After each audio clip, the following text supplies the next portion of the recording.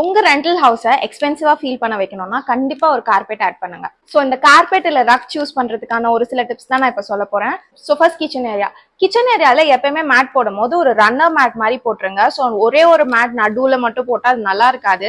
அப்பதான் உங்களுக்கு ஒர்க் பண்ணும் போது இங்க எங்க டிராவல் பண்ணிட்டு வரும்போது ரொம்ப ஈஸியா இருக்கும். அண்ட் கண்டிப்பா ஆன்டி ஸ்லிப் மேட்டா போடுங்க.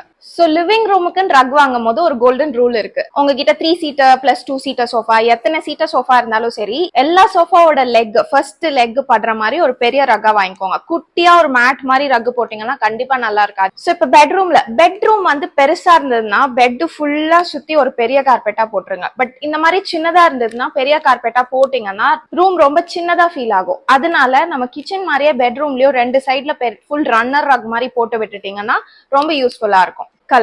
கலர் வந்து பாத்தீங்கன்னா யூஸ்வலா ஃப்ளோரிங் கலர் டார்க்கா இருந்ததுன்னா லைட் கலர் கார்பெட்டா போங்க.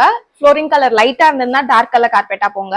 உங்க ஃபர்னிச்சர் கலர் கூட காம்ப்ளிமெண்ட் ஆகுற மாதிரியும் போங்க. சோ இந்த மாதிரி கான்ட்ராஸ்டா இருந்தா ரூம் இன்ஸ்டன்டா எலிவேட் ஆகும். சோ பேட்டர்ன்ஸ் வந்து ஃபர்னிச்சர் வந்து ரொம்ப ஹெவி பல்கி ஃபர்னிச்சர்ஸா இருந்ததுன்னா பேட்டர்ன் ரொம்ப சிம்பிளா போங்க. ஃபர்னிச்சர் வந்து ரொம்ப லைட் வெயிட்டா இல்ல மினிமல் டிசைனா இருந்ததுன்னா பேட்டர்ன் இருக்கிற மாதிரியான கார்பெட்ஸே நீங்க போய்க்கலாம். Correct size, correct placement and correct colour follow பண்ணீங்கனாலே உங்க வீடு வந்து டிசைனர் ஹோம் மாதிரி மாறிடும். சோ இந்த ரீல சேவ் பண்ணி வச்சுக்கோங்க. நெக்ஸ்ட் கார்பெட் பர்ச்சேஸ் பண்ணும்போது யூஸ்ஃபுல்லா இருக்கும்.